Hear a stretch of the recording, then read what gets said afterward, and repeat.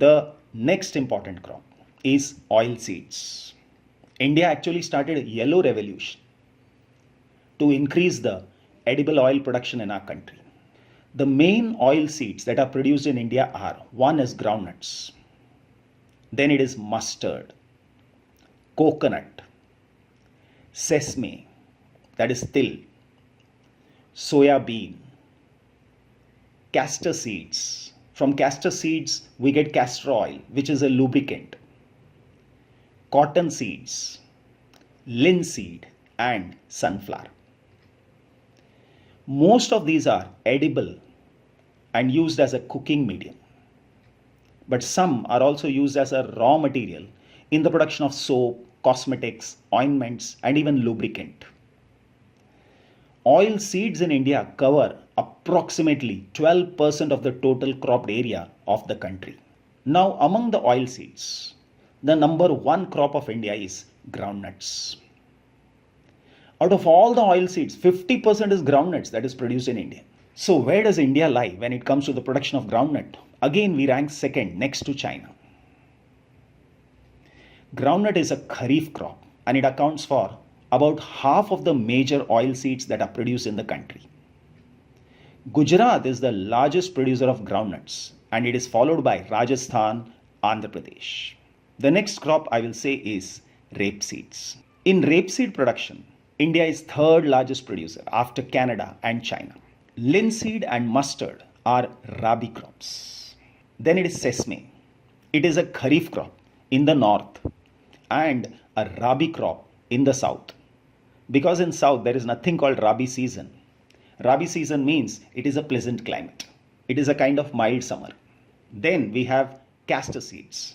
They are again grown as both rabi as well as kharif crop. When I am saying that they are cultivated as rabi and kharif crop, I am talking about South India. The next crop is tea. Now, if I take a tea plant, what is the life of the tea plant? Once it is planted, it will give leaves for 50 years. And every year, 15 to 20 times, we can pluck the leaves out of it. So it is a very lucrative business. It requires deep and fertile, well-drained soil, rich in humus and organic matter. And that is why they are grown on mountain slopes. These mountain slopes have red soil or laterite soil. Now, when there is good amount of rainfall in these areas, this soil has less clay in it. So the water is drained. So this crop requirement is good amount of rainfall and a well-drained soil, which is rich in again humus and organic matter. And all these conditions are available in the mountainous areas of Assam and the nearby states. The tea bushes require warm, moist, frost-free climate all through the year. Frequent showers that is evenly distributed over an year will ensure continuous growth of tender leaves. Now this industry is a labor-intensive industry because for plucking the leaves, it is only done manually because they cannot pluck all the leaves. Tender, selected leaves only, which the laborers are good at. Then it is processed in an industry. For all these activities, labor is required. And this labor are migrant laborers. Supposing Assam is rich in tea. So for all work, the laborers come from Uttar Pradesh, Bihar, West Bengal, or Jharkhand, but other states. Migrant laborers come there and work in particular seasons. The major tea producing states in India are: first one, of course, it is Assam. The second state in India is West Bengal. And in West Bengal, from Darjeeling, we get the best tea of India. From South India, it is Tamil Nadu and Kerala. But the taste of the tea from South India is different from that in North India. It is not that tea is just produced in these four states. It is actually Assam and all the neighboring states, Sikkim, Arunachal Pradesh, Nagaland, Manipur, Meghalaya. In all these states, tea is produced and it is being done after deforestation. Even in the northern part of Uttar Pradesh, Bihar, it is being tried out. That is why we are producing it on a large scale. And India is the second largest producer of tea in the world. First, of course, it is China. But China produces green tea. And the processing of the green tea is different from that of the black tea. that India produces. And again, Sri Lanka, the tea is different. It is brown tea. So again, the processing is different. That's all. So there is a difference in the taste. The next crop is coffee. Again, Indian coffee is known in the world for its good quality. That is coffee Arabica. The Arabica variety initially was brought from Yemen and then it was produced in our country, especially Baba Budan Hills. And this variety is in demand all over the world. Initially, its cultivation was introduced on Baba Budan Hills. And today its cultivation is confined to Nilgiris in Karnataka, then Kerala and Tamil Nadu. But of course, Karnataka is the leader. So first they will pluck these berries after ripening. They will remove all the pulp. Seeds are left out. That seeds they will dry it. And then it is processed. And finally what we get is coffee. Next is horticulture. When I say horticulture, it is growing fruits and vegetables. India is the second largest producer of fruits and vegetables in the world after China. India is a producer of tropical as well as temperate fruits because the southern half is tropical and the northern part is temperate.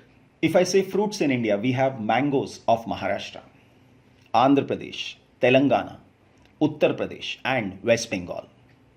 Oranges of Nagpur and Cherrapunji, bananas of Kerala, Mizoram, Maharashtra, Tamil Nadu, lychee and guava of Uttar Pradesh and Bihar, pineapples of Meghalaya, grapes of Andhra Pradesh, Telangana and even Maharashtra.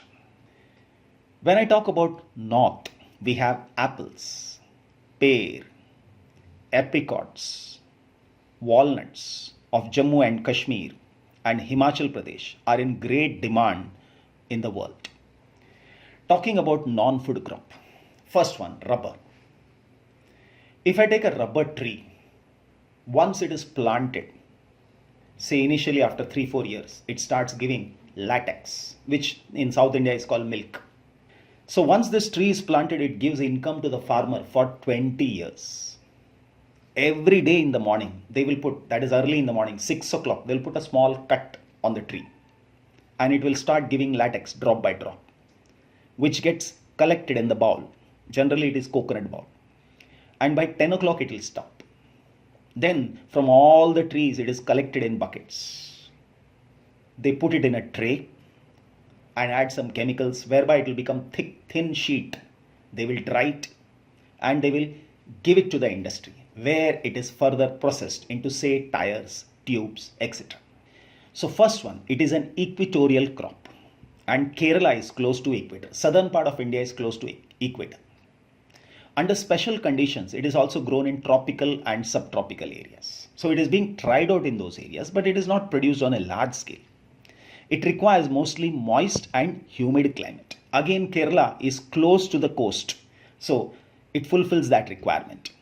Rainfall is more than 200 centimeters and temperature above 25 degrees Celsius. So rubber is an important industrial raw material. It is mainly grown in the states of Kerala, Tamil Nadu, Karnataka, Andaman and Nicobar Islands, and Garo Hills of Meghalaya. Then comes the fiber crops.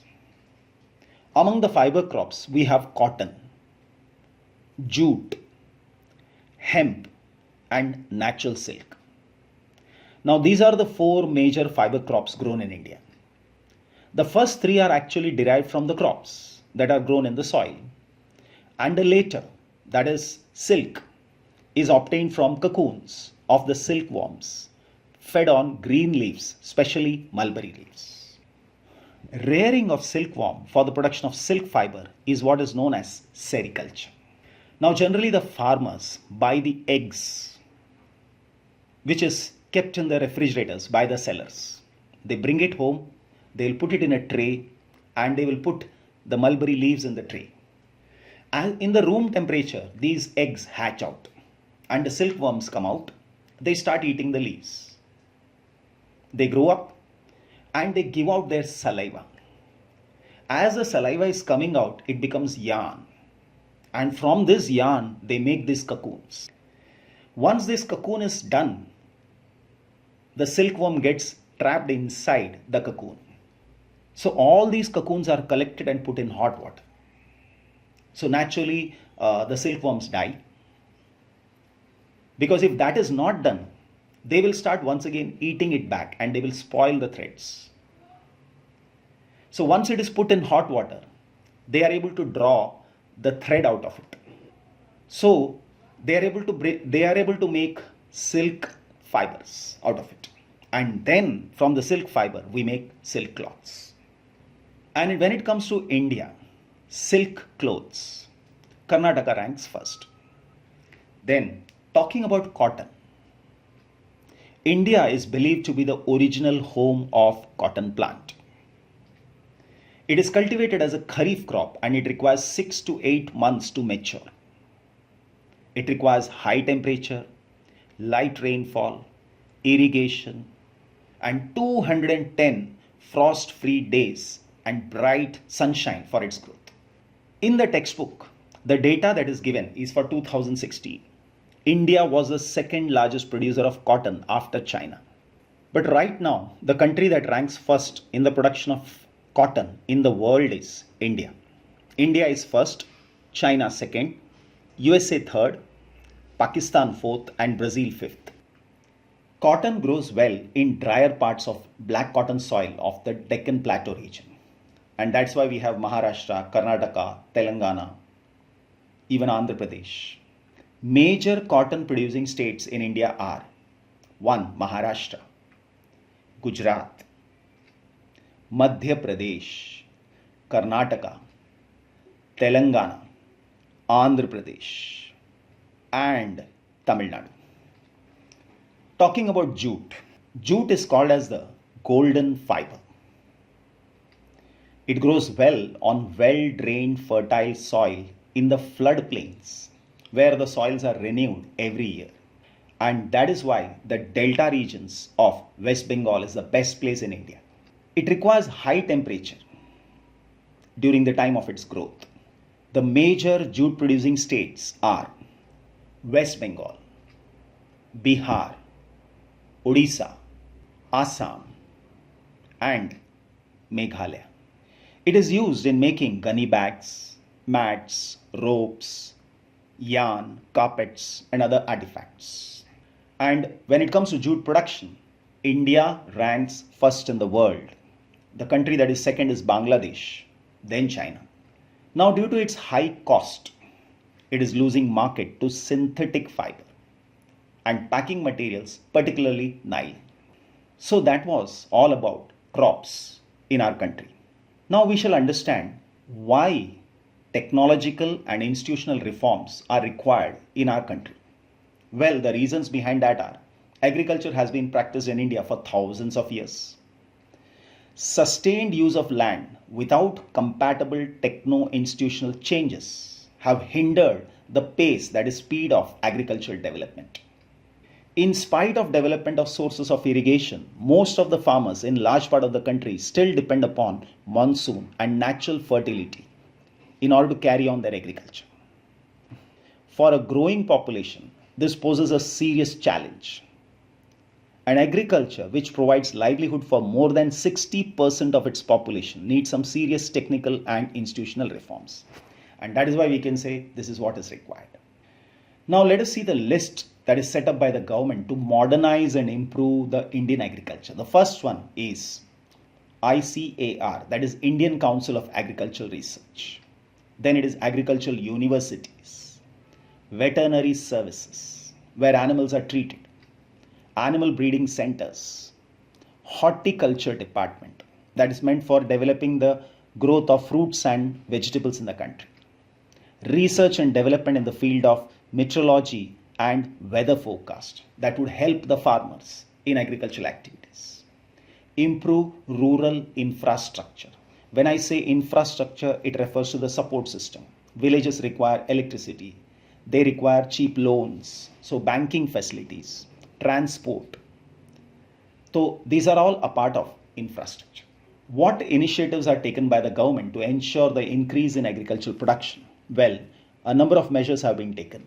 First one is technological reforms and institutional reforms. Talking about technological reforms, it is introduction of modern inputs, and there are 5 modern inputs. They are provide irrigation facilities, use HYV seeds, that is high yielding variety seeds.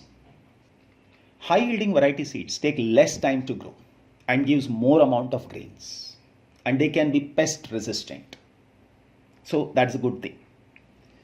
Use fertilizers, pesticides, and even machines, that is tractors, tillers, harvesters, threshers, etc. Tiller is meant for making the soil loose. Harvesters will cut the crops, that is, they are helpful in collecting the crops. Threshers will do the work of threshing, separating the grain from the main crop. Institutional reforms. Well, institutional reforms are consolidation of land holdings. Supposing for a farmer, he has small pieces of land and it is scattered at different places. Bring it together at one place by counseling the villagers. Abolition of zamindari system. When I say zamindari system was introduced by Lord Cornwallis in the year 1793 through Permanent Settlement Act. It was introduced in the province of Bengal, Bihar, Odisha and Varanasi. It is also known as Permanent Settlement System. Now, zamindars were recognized as owners of the land. They were given the rights to collect rent from the peasants. This was huge money. The realized amount, that is the money that was collected, was divided into 11 parts. 1 out of 11 was a share that belongs to zamindar, and still they were very, very rich. And 10 parts out of 11 was the share that belonged to the East India Company. So this was zamindari system. So this was abolished. Widespread use of radio and television. This will be helpful, like we get customer care service. Whenever we want something, we make a call. So here radio and television services will guide the farmers in agricultural activities. Crop insurance, rural banking and cooperative societies, and minimum support price. Now, what is minimum support price? Minimum support price is the minimum price that is given to the farmer for the crop that he is cultivating. Supposing he is growing rice and rice has a market price, and suddenly at the time of harvesting the crop, the distributors or the wholesalers have dropped the price down. So it will be a big loss for the farmer. So government has kept a minimum support price. That is, this is the minimum price. Right in the beginning, before sowing the seeds, he is told that he would be getting. So that is a way, that's a kind of insurance, that's a kind of support system that the government gives to the farmer, which is referred to as minimum support price. This is for most of the essential food grains. It is there. Then, finally, we will understand what is sustainable agriculture. Well, we can practice sustainable agriculture by decreasing the use of inorganic fertilizer and increase the use of organic manures. Use drip and sprinkle irrigation and avoid excessive irrigation. You can see in this picture thin black line pipes going. Wherever there are, say, mango trees or coconut trees, there will be a small hole in these pipes. So drop by drop, it will be giving water to the crop or to a particular plant. So there is no excess water given. There is no wastage of water, and the water is wisely used. Make use of traditional seeds instead of hybrid seeds because they are useful in particular climate and soil conditions. Use crop rotation and diversify the cropping patterns. We have seen earlier that if you grow cotton, cotton takes away nitrogen from the soil. But if you grow pulses, they add nitrogen. So one depletes the nitrogen content, other one adds. So we can practice crop rotation. This will increase incomes and reduce environmental degradation simultaneously. So with this, I conclude the chapter. Thank you.